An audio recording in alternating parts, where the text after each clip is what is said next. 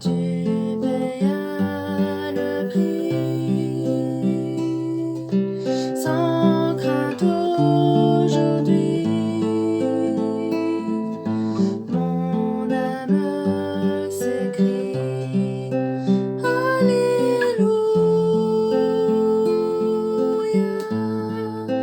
Alléluia.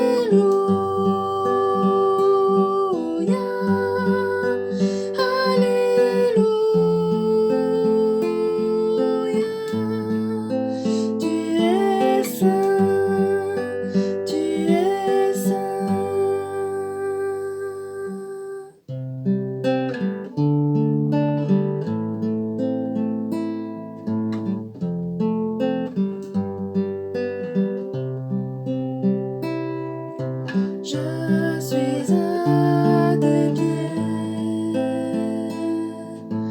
pour te remercier d'avoir accepté de tout supporter, éprouver, je tiens, pardonner, je viens, avec tous les saints, chanter, tu reviens, Alléluia, Alléluia, Alléluia.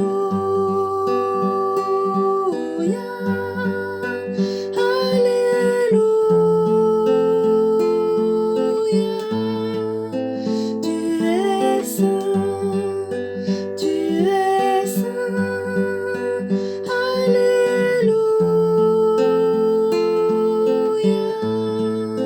Alléluia,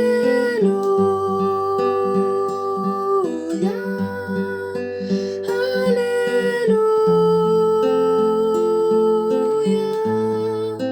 Tu es saint, tu es saint.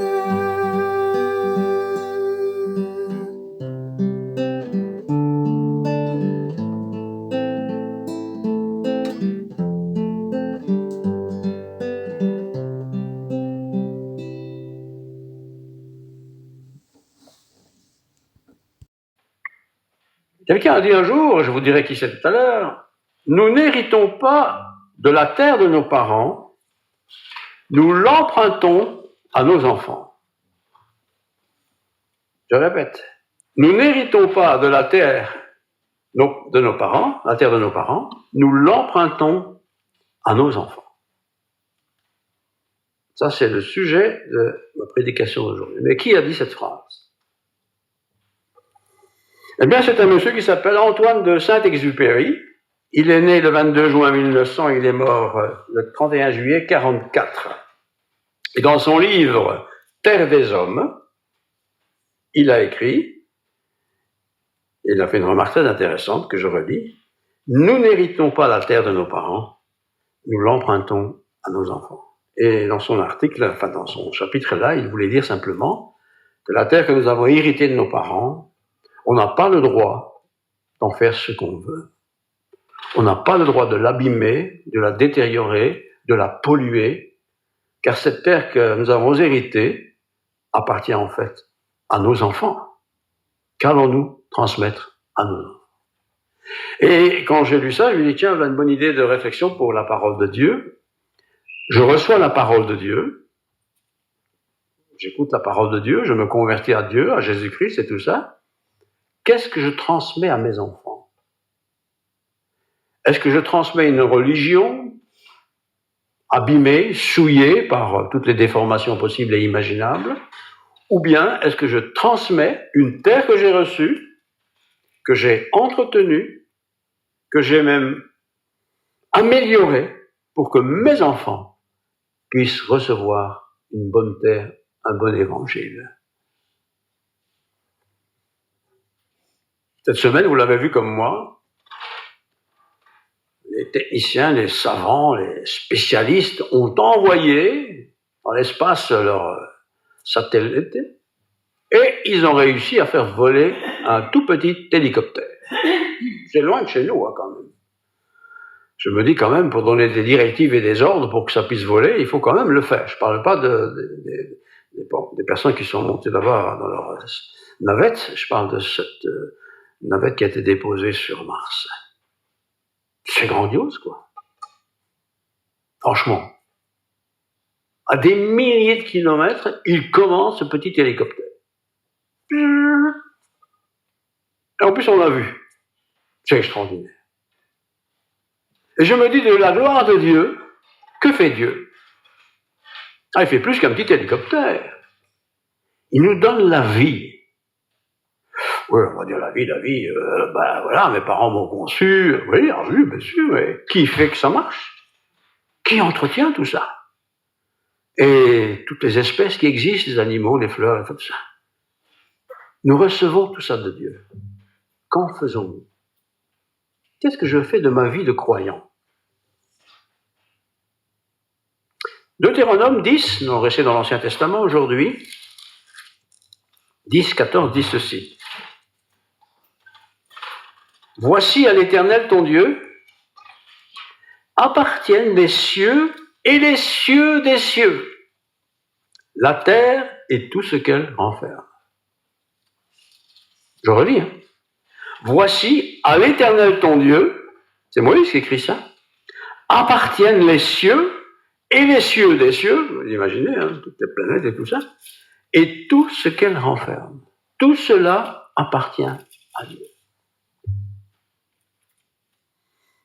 Que les Belges ne disent pas grand-chose sur Dieu, je peux bien le comprendre, ils ne sont pas très croyants. Mais quand je vois les Américains, qui sont quand même un peu croyants sur les bords, n'ont pas fait une petite allusion quand leur satellite est arrivé sur Mars en disant quand même, c'est beau, c'est bien, enfin je sais pas, hein, voilà, c'est drôle. Pourtant Mars, mais tout le reste, tout ça appartient à Dieu. Va-t-on aussi abîmer Mars un jour ou l'autre en envoyant ce qu'il ne faut pas envoyer? Que l'homme n'a-t-il pas fait de cette planète? Que faisons-nous peut-être parfois de cette planète? En polluant, en abîmant, en déglinguant les choses. Que faisons-nous avec la parole de Dieu? Cette parole que Moïse a annoncée, les prophéties des différents prophètes, les évangiles, les épîtres, que faisons-nous de tout ça? Tout ça est parole de Dieu. Est-ce que nous polluons tout ça? Comment pourrait-on nous polluer en mettant des choses qui ne sont pas de Dieu? Comme moi, je peux polluer peut-être mon jardin en déversant des choses qu'il ne faut pas déverser. Je vous lis le contexte général de ce verset. En sachant que le propriétaire de tout, c'est Dieu. Dieu est créateur de tout. Il est le propriétaire de tout. Moi, je ne suis qu'un usufruitier de quelque chose qui est autour de moi.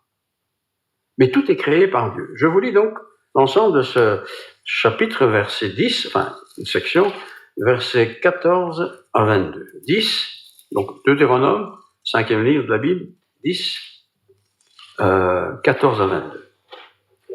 Voici, à l'Éternel ton Dieu, c'est Moïse qui parle à ce peuple qui a quitté l'Égypte, qui a traversé le désert, qui va entrer dans le pays promis, et il dit, voici, à l'Éternel ton Dieu appartiennent les cieux et les cieux des cieux. On est très haut dans l'espace. Hein. Appartiennent à Dieu la terre et tout ce qu'elle renferme. Tout ce qu'elle renferme. Et c'est à tes pères seulement que l'Éternel s'est attaché pour les aimer. Un privilège qui est accordé à un peuple en particulier. C'est à tes pères, donc Abraham, Isaac et Jacob et les descendants, que l'Éternel s'est attaché pour les aimer. Et après eux, c'est leur postérité, c'est les descendants juifs si vous voulez, c'est vous qu'il a choisi d'entre tous les peuples, comme vous le voyez aujourd'hui. 70 personnes ont quitté pour aller s'implanter en Égypte, c'était la famine. Et après les 40 ans, après la période de 400 ans en Égypte et les 40 ans dans le désert, ils étaient 2 millions de personnes. 2 millions de personnes, 70 personnes au départ. Je relis le verset 15. Et c'est à tes pères seulement que l'Éternel s'est attaché pour les aimer. Dieu aimait ce peuple. Il s'est attaché à ce peuple. Un peu comme nous, on n'aime pas toutes les femmes, on respecte les femmes. On n'aime pas tous les hommes, on respecte les hommes. Mais une femme est devenue notre femme, ou un mari est devenu notre mari. C'est lui que nous aimons. La même chose pour Dieu. Alors, parce que c'est ainsi, verset 16, vous circoncirez dans votre cœur et vous ne raidirez plus votre cou. Il y avait la circoncision physique, réservée aux petits garçons. À l'âge de 8 jours, chaque garçon juif doit se faire circoncire. Ici, c'est circoncire son cœur. Avoir dans notre cœur un signe particulier d'appartenance. La circoncision était visible. D'ailleurs, certaines nations ne se sont pas gênées pour enlever les pantalons des gens pour voir s'ils étaient circoncis et puis les détruire. Mais la circoncision du cœur, comment cela se voit-il? Donc vous circoncirez dans votre cœur et vous ne raidirez plus votre cou. Plus d'orgueil. Car l'Éternel, votre Dieu, est le Dieu des dieux. Petit d. Il est le Dieu grand D, des dieux. Des dieux, il y en a plein. C'est des faux dieux. Mais notre Seigneur, c'est le Dieu des dieux. Au-dessus de tout ça. Il est le Seigneur des seigneurs. Il y en a beaucoup qui se prennent pour des seigneurs, mais le Seigneur, Dieu, est au-dessus de tous les seigneurs. Il est le Dieu grand, fort et terrible, qui ne fait point de favoritisme et qui ne reçoit point de présent. Pas besoin de venir se présenter devant lui avec des présents pour essayer de changer son attitude, essayer de obtenir des faveurs particulières. Dieu n'est pas comme ça. Il fait droit à l'orphelin et il fait droit à la veuve, c'est-à-dire aux gens sans moyens. Dieu leur est favorable. Il aime l'étranger et lui donne de la nourriture et des vêtements. L'étranger, c'est celui qui n'a rien, quoi. Il leur donne de la nourriture et des vêtements. Vous aimerez l'étranger, car vous avez été étrangers dans le pays d'Égypte. Tu craindras l'Éternel ton Dieu. Du vous, ça devient du tu. En particulier, tu craindras l'Éternel ton Dieu. Tu le serviras. Tu t'attacheras à lui et tu jureras par son nom. Il est ta gloire. Dieu, il est ta gloire. Oui, il est aussi notre gloire, mais il est ta gloire. Il est ton Dieu. C'est lui qui t'a fait, c'est lui qui a fait au milieu de toi ces choses grandes et terribles que tes yeux ont vues, notamment toutes les plaies, la manne, l'écaille, toutes ces choses-là. Tu l'as vu. Tes pères descendirent en Égypte au nombre de 70 personnes, et maintenant l'Éternel ton Dieu a fait de toi une multitude, pareille aux étoiles des cieux. Les spécialistes ont estimé qu'ils étaient 2 millions. Ça, c'était l'histoire du peuple d'Israël. Ceux qui viennent aux études bibliques savent que ce peuple d'Israël, quand il était prêt d'entrer dans la terre promise, il y avait juste le Jourdain à traverser. Le Jourdain, c'est pas très large. Et il y a des moments de l'année où ce Jourdain est sec. D'autres fois, il y a des crues. C'était pas terrible. Et pourtant, ils ont eu beaucoup de mal pour traverser ce Jourdain. D'un côté, c'était la terre promise. De l'autre côté, c'était la terre du désert, d'où ils venaient, où ils avaient traîné 40 ans. Et avant ça, c'était l'esclavage en Égypte. Ça a été raconté. Beaucoup de gens d'Égypte sont morts, d'autres étaient nés dans le désert. C'est difficile. Alors, je reviens à Saint-Exupéry, parce que ce qu'il dit, nous n'héritons pas la terre de nos parents, nous l'empruntons à nos enfants. Je ne vais pas faire de l'écologie ce matin, mais dans cette phrase, il y a une bonne idée. Nous n'héritons pas de nos parents la foi, mais nous l'empruntons à nos enfants. J'ai vu de mes parents personnellement leur foi en Dieu. Mais leur foi en Dieu, j'ai dû l'accepter moi-même. J'ai dû la recevoir. Et puisque je l'ai reçue, je ne vais pas la détruire. Je vais la transmettre En tout cas, je vais essayer de la transmettre à mes enfants, les petits-enfants et le reste. Et nous? Vous êtes là ce matin, vous faites partie des convaincus, sinon vous ne seriez pas là, il y a autre chose à faire que d'aller à l'église. Mais si vous êtes là, c'est que vous avez fait de Dieu l'objet de votre foi. Vous avez fait de Dieu le sens de l'existence. Vous avez fait de Dieu celui qui a une perspective, celui qui donne la nourriture en son temps, qui nous donne le sommeil, qui nous donne la vie, qui nous donne la descendance et toutes ces choses-là. Voilà, c'est notre Dieu. Mais qu'est-ce que je fais, moi, concrètement, chaque jour, pour les générations qui viennent, autrement dit, pour mes enfants et petits-enfants, ou d'autres enfants? Qu'est-ce que je fais? Qu'est-ce que je fais? Saint-Exupéry, bien sûr, je ne sais pas s'il était croyant, mais il a raison de dire que nous empruntons à nos enfants. Reprenons l'image. J'ai un bout de terre. Peut-être je l'ai hérité, peut-être je l'ai acheté, mais il est à moi. Et s'il est à moi, c'est que mes enfants vont en profiter un jour ou l'autre quand je ne serai plus là. Qu'est-ce que je vais leur donner comme terre? Une terre polluée, souillée, abîmée, détériorée? Ou bien vais-je leur donner une bonne terre qui pourra porter du fruit? C'est la même chose avec la foi. J'ai reçu la foi, j'ai reçu Christ dans ma vie, j'essaie de vivre ma vie de chrétien. Qu'est-ce que je transmets à mes enfants? Qu'est-ce qu'ils vont recevoir de moi? Un truc brouillé, compliqué? Vont-ils recevoir une espèce de religion à laquelle il faut rester attaché? Ou est-ce que je vais recevoir cette grâce que moi j'ai reçue de Dieu? Bien sûr, si je reprends l'image qui est la nôtre ici ce matin dans Deutéronome, ce peuple a été en Égypte. Il y en a qui n'ont pas connu l'Égypte, qui sont nés dans le désert, mais on leur a raconté bien des fois. On leur a parlé des 10 plaies, on leur a parlé de toutes les souffrances. Et ils vont entrer dans la terre promise. Mais la terre promise était pour certains effrayante. Effrayante parce que, ils avaient des informations. Il y a des géants, il y a des gens comme ci, comme ça.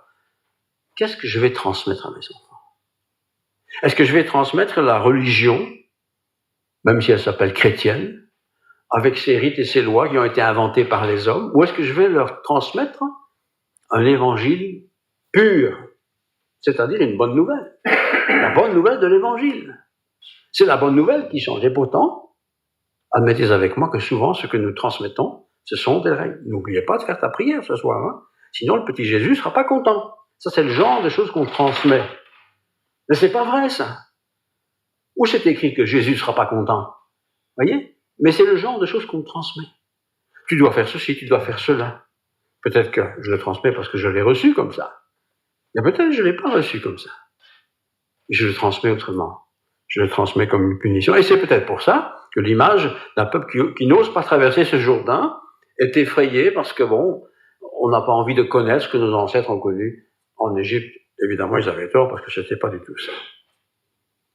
Alors, il parle ici de circoncision.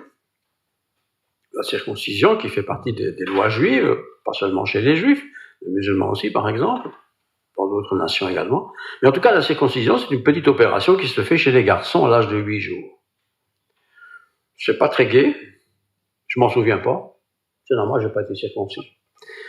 Mais si j'avais été circoncis, je ne m'en souviendrais quand même pas. Mais quand même, quand vous êtes circoncis, ça se voit.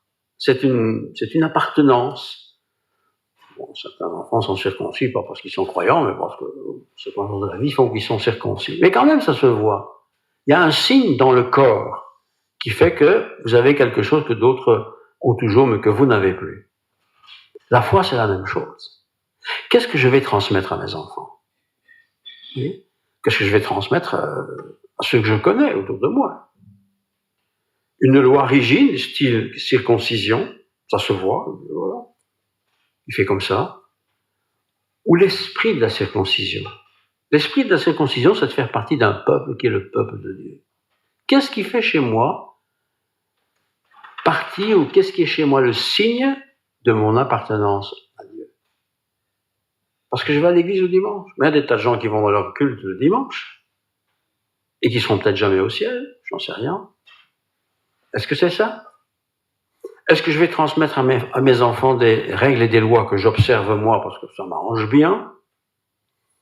Est-ce que ce sont les lois de Dieu? Est-ce que ce sont les lois que moi j'ai un peu adaptées à la parole de Dieu? Vous voyez? Qu'est-ce que je transmets? Il a raison, cet auteur. Il a raison. La terre ne m'appartient pas. Elle appartient à mes enfants. La Bible n'est pas à moi. Le salut n'est pas que pour moi. Il est aussi pour mes enfants. Mais comment vais-je leur transmettre cela? Comment cette génération, en général, cette génération d'aujourd'hui pourra encore entendre les choses de Dieu? Même pendant la pandémie, on n'a jamais si peu parlé de Dieu dans les médias. C'est incroyable, ça. Pourtant, on devrait tous se poser des questions, et les gens se sont sûrement posé des questions, mais s'il y a un bon Dieu, qu'est-ce qu'il fait là-haut? Les gens meurent. Il y a beaucoup de gens qui meurent. Hein. Vous avez vu en Inde, là, c'est terrible. Et Dieu, qu'est-ce qu'il fait là-haut? Qu'est-ce qu'il fait? Les jours passent vite, très vite. L'espace et le temps passent vite aussi. Et comme le temps passe vite, je vais directement passer à mon deuxième point. Et je vais lire dans Exode, deuxième livre de la Bible, quelques versets. Exode 23, 10 à 13. Pendant 6 semaines, tu ensemenceras la terre et tu en recueilleras le produit. Pendant 6 semaines. Mais la 7e, tu lui donneras du relâche et tu la laisseras au repos. Pourquoi? Les pauvres de ton peuple en jouiront. Et les bêtes des champs mangeront ce qui restera. Tu feras de même pour ta vigne et pour tes oliviers. Pendant 6 jours, tu feras ton ouvrage. Mais le 7e jour, tu te reposeras afin que ton bœuf et ton âne aient du repos. Oh, mon bœuf et mon âne ont besoin de se reposer. Afin que le fils de ton esclave et l'étranger aient du relâche. Ah bon? Les esclaves n'ont pas besoin de se relâcher. Non. Vous observerez tout ce que je vous dis et vous ne prononcerez point le nom d'autre Dieu qu'on ne l'entende même pas sortir de votre bouche. Alors bien sûr, travailler. Les hommes savent bien le dire. Il faut produire. Mais nous savons que si nous ne respectons pas ces règles décrites par Dieu, nous épuisons la matière première pour produire. Si la terre, et prend l'exemple de la terre, certains vont le respecter, d'autres vont dire on n'est plus sous la loi. Si la terre que je cultive est constamment utilisée pour produire et en produire, je l'appauvris. Alors qu'est-ce que je fais pour tricher? Je mets de l'engrais. Mais quel engrais? Quel engrais? Il faut relire un peu l'Ancien Testament. Pour toutes ces choses de la nature, il y a des conseils précieux qui sont donnés. Et pour nous chrétiens, tu travailleras 6 jours, ça c'est parole de Dieu pour le peuple, mais pour nous chrétiens c'est encore la même chose. Mais le 7e jour est le jour du repos. Tu ne feras aucun ouvrage, ni toi, ni personne chez toi. Aucun ouvrage. Aucun ouvrage, ça veut dire quoi? Tu ne manges pas, tu ne te laves pas. Il faut être raisonnable. Il y a l'esprit des choses. Mais tu ne feras pas d'ouvrage. Parce que c'est le jour du repos. Il nous faut donc, quelque part, un jour de repos. Un jour dans la semaine, qui n'est pas forcément le dimanche ou le lundi, mais un jour, en tout cas, tu te reposes de toute ton activité. Mais où tu reposes aussi ton personnel, qui travaille peut-être pour toi. Les esclaves n'avaient pas de congé. Ils devaient bosser tout le temps. Et pourtant, la loi mosaïque donnait du repos un jour sur 7. Aussi aux esclaves et aussi aux animaux. Ton âne, il faut aussi qu'il se repose. Vous n'avez jamais entendu un âne dire « je suis fatigué ».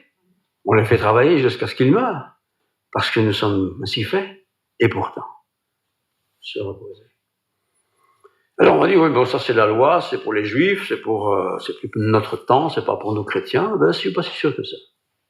Prenons un texte dans le livre des Actes, justement. Acte 2, donc on est au début de l'histoire de l'Église. Acte 2, versets 37-40.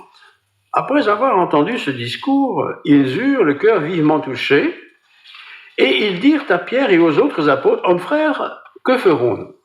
Donc, toujours bien de se poser des questions, que faire? Pierre leur dit, d'abord, repentez-vous.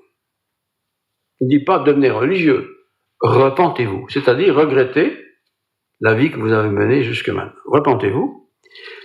Deuxièmement, que chacun de vous soit baptisé au nom de Jésus-Christ, intégration par le baptême, on se fait baptiser.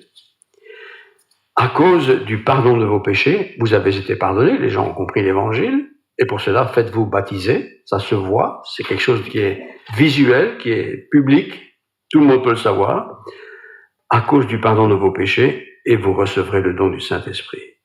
Car la promesse est pour vous,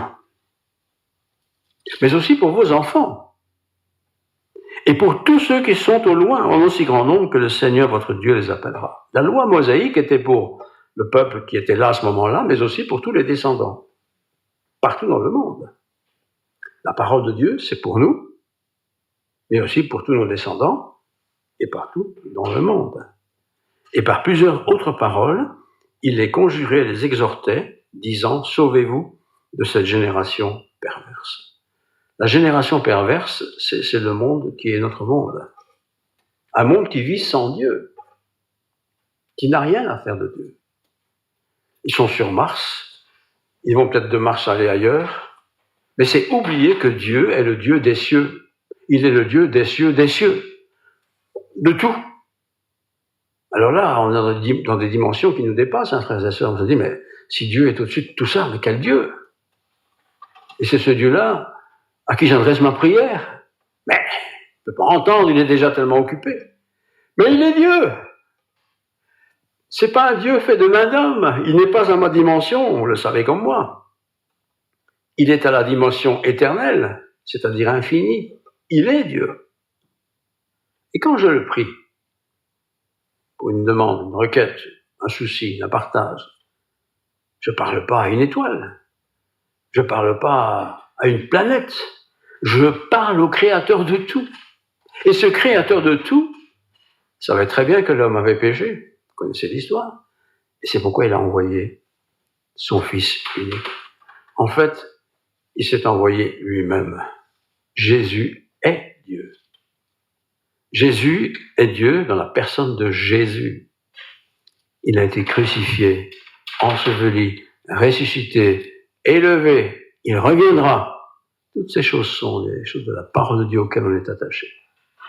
Alors, pour revenir à mon sujet, la terre est une terre qui m'est prêtée, que j'utilise, qui est en fait, elle appartient à mes enfants et mes petits-enfants et toutes les autres générations. C'est aussi général. Qu'est-ce que je vais faire du temps où je suis sur cette terre par rapport à la création? Mais aussi, qu'est-ce que je vais faire par rapport à ma foi? On pourrait dire, ils feront comme moi, hein, ils feront leur chemin, ils choisiront. Mais est-ce qu'ils auront l'occasion de choisir, nos enfants?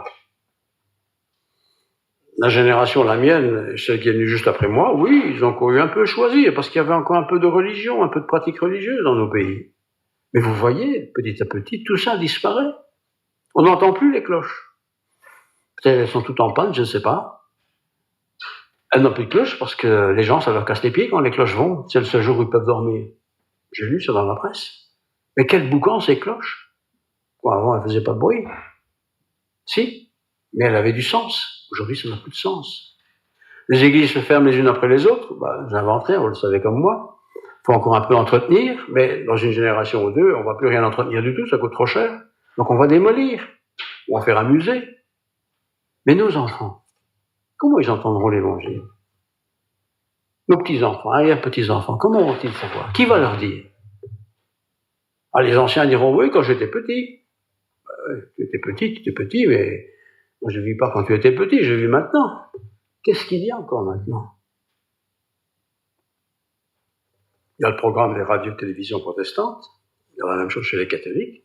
On a encore une petite place sur la chaîne nationale, mais ça ne va pas durer des éternités. Un jour, on va dire, on arrête. Parce qu'il n'y a pas tellement de gens qui écoutent. Il y en a plus qu'on le pense, mais enfin, il n'y en a pas tellement. Les églises, vous avez vu, on est 15. Pour finir, on s'habitue, hein. On s'habitue à être 15. Quand on aura 50, on sera dépassé, là. Peut-être, je ne sais pas. On dirait peut-être bien, quand c'était 15, c'est bien. C'était qu'1 heure, ça allait vite. C'était bien. On pouvait choisir 9h ou 10h30, je prends notre cas. Hein. Et si on n'était pas en forme, on peut même encore aller à l'aviation l'après-midi. Donc, vous voyez, on a le choix. Mais qu'est-ce qu'on va transmettre à nos enfants? Une foi vraiment fragile, faible, sans engrais, quoi. Parce que si la terre est trop abîmée, il n'y a plus rien qui pousse, il n'y a que des mauvaises herbes qui vont pousser. On va mettre beaucoup de chimie pour que ça pousse un peu, mais ce sera de la chimie, polluée. Qu'est-ce qu'on transmet à nos enfants? La religion, avec toute sa pollution, c'est-à-dire toutes les déviances, ou une foi authentique? Les disciples, les premiers disciples, qu'est-ce qu'ils prêchaient? Ils ne prêchaient pas le confort d'un temple, ou des bancs, ou des chaises. Ils ne parlaient pas de la beauté de la musique, ils ne parlaient pas de l'ambiance avec les spots. Ils prêchaient l'évangile. Ils prêchaient l'évangile. Sans Dieu, vous êtes perdus. Qu'est-ce que vous allez transmettre à vos enfants? Et comment entendront-ils s'il n'y a personne qui parle? Et comment y aura-t-il des gens qui parlent s'ils ne sont pas envoyés? J'invente rien, c'est l'Écriture qui dit ça. Est-ce que nous sommes prêts à soutenir des missionnaires, des pasteurs aussi, pour que des gens, des hommes, ne cherchent pas un métier où on gagne beaucoup d'argent, mais aient vocation de servir Dieu? Qu'est-ce que je vais laisser à nos enfants? Des églises vides? Même dans nos milieux évangéliques, il y a des églises importantes à Bruxelles, c'est vrai, c'est souvent des églises étrangères d'ailleurs. Mais les églises belges, typiquement belges, ne fût-ce que de notre mission évangélique belge, il y a des églises, quand les pasteurs meurent, c'est fini, hein, il n'y a plus rien.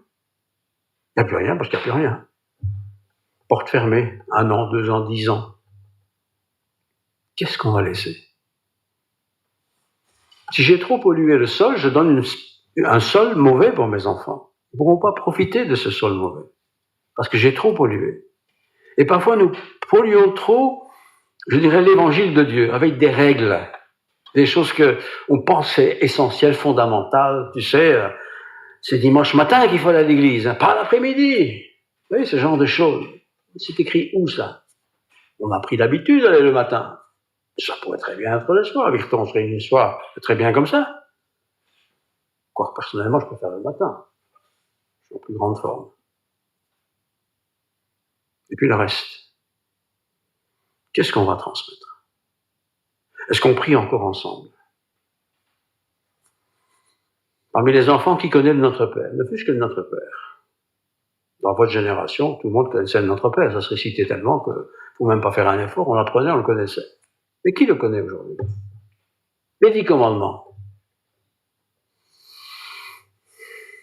Qu'est-ce qu'on connaît encore des commandements? Et ça, ce sont des choses assez faciles. Mais tous ces détails précieux d'une terre fertile, une parole fertile, qu'est-ce que je transmets? Est-ce que je transmets quelque chose de, qui serait, si vous voulez, du bon chocolat, des bons bonbons, quelque chose qui fasse du bien? Ou bien, ce que je transmets, c'est des, ah oui, elle est malade, elle prie Dieu, mais elle n'est pas guérie, ou elle est déprimée, il est découragé, il a perdu son emploi. Est-ce que je transmets ce genre de choses à mes enfants? Qui vont dire, ouais, vous êtes chrétiens, mes enfants, vous êtes aussi embêtés que les autres. Ils ne sont pas chrétiens. Est-ce que je vais leur transmettre une parole de Dieu vivante qui transforme les vies? La terre a besoin de se reposer. Nous l'avons lu. Bon, se dire, la terre, c'est de la terre. Pourquoi elle a besoin de se reposer? Elle ne peut pas être fatiguée comme je le suis. Mais Dieu a ordonné que, la 7e année, stop. Tu laisses ta terre en zachère. Et d'ailleurs, tous les 49 ans, il fallait même laisser 7 ans en zachère. Les Juifs orthodoxes, ils respectent ça très sérieusement. Alors moi, est-ce que je ne peux pas trouver, je ne parle pas pour vous qui êtes là, mais est-ce que le chrétien aujourd'hui ne peut pas trouver une journée où il arrête les activités, où il s'occupe de la terre de Dieu, c'est-à-dire la terre de mes enfants, où je passe du temps pour que mes enfants soient des enfants privilégiés quelque part, qui se promènent, qui voient la terre, qui la touchent la terre, qui la tripotent la terre, qui plantent peut-être leurs histoires. Comment entendront-ils s'il n'y a personne qui prêche? Alors on peut toujours dire, il n'y a plus de pasteur, c'est comme ça, hein, voilà, un pasteur c'est presque le bon Dieu, là. Mais non, mais nous sommes tous des pasteurs. Nous sommes tous des bergers. Cette parole que nous avons lue n'était pas réservée aux descendants de Moïse, c'était à toute la nation, les pauvres, les riches. Paf! Tu laisses reposer ta terre. Tu laisses reposer ton animal qui travaille. Tu laisses reposer ton esclave ou ta servante ou ton serviteur. Tu le laisses reposer un jour sur 7. Alors, reposer, ça ne veut pas dire je vais dormir toute la journée, parce qu'il y en a qui confondent un peu les choses. Ah, moi, dimanche, je dors. Il dort parce que samedi soir, jusqu'à 3 heures du matin, qu'est-ce qu'il a fait? Il a été occupé. Mais ça, c'est exagéré, ça. Il va dormir normalement, mais le 7e jour, c'est le jour du repos. Ou un autre jour, d'ailleurs. Un jour pour le Seigneur. Pourquoi?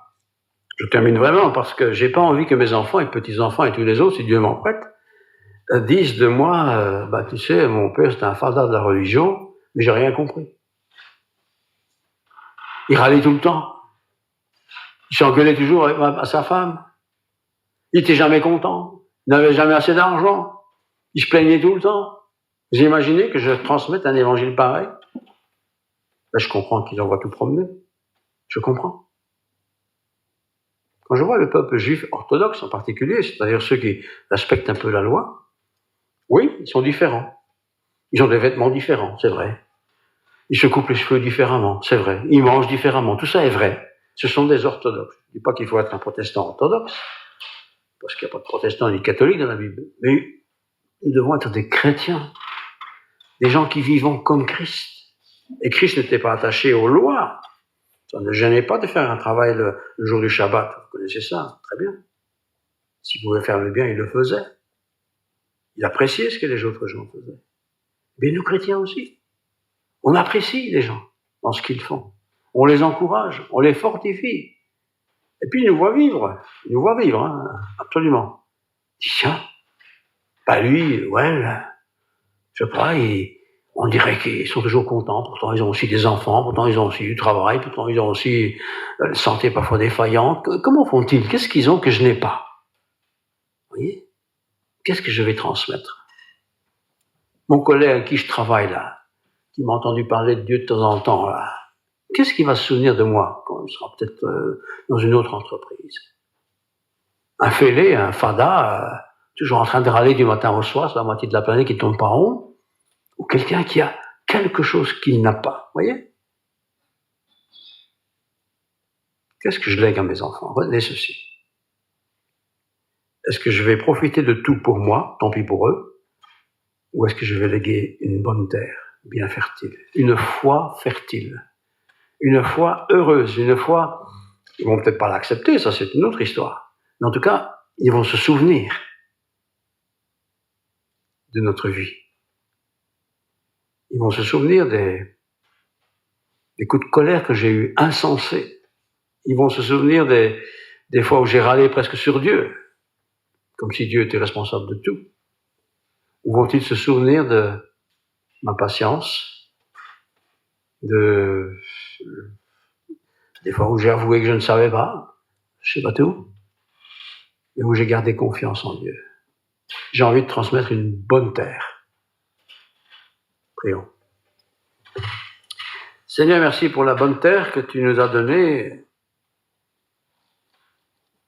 Tu avais créé un paradis.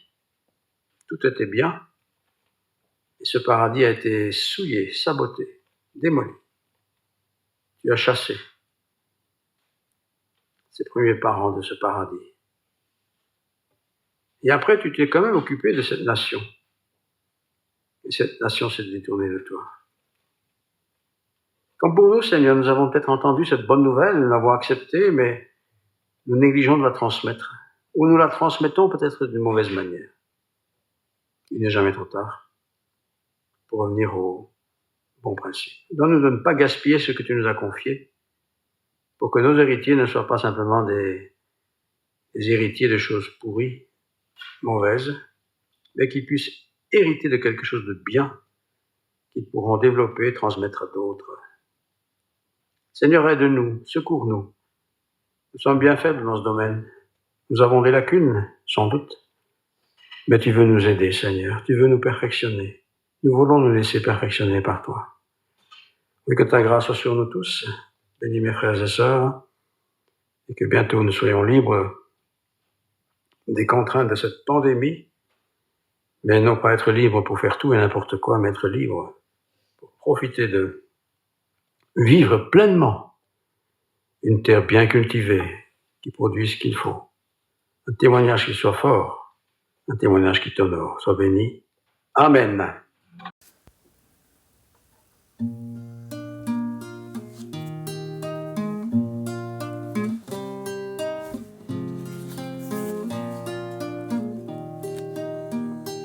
Mon cœur t'adore, mon Dieu puissant, nul n'est comme toi. Mon cœur t'adore, Prince de paix. C'est ce que mon cœur désire, sois glorifié, car tu es ma sainteté. Mon cœur t'adore, ô Dieu puissant, nul n'est comme toi.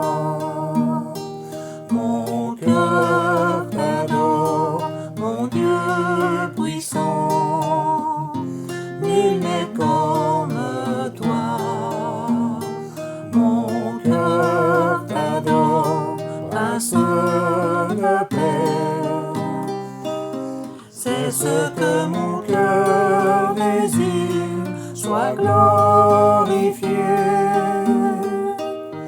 car tu es ma sainteté.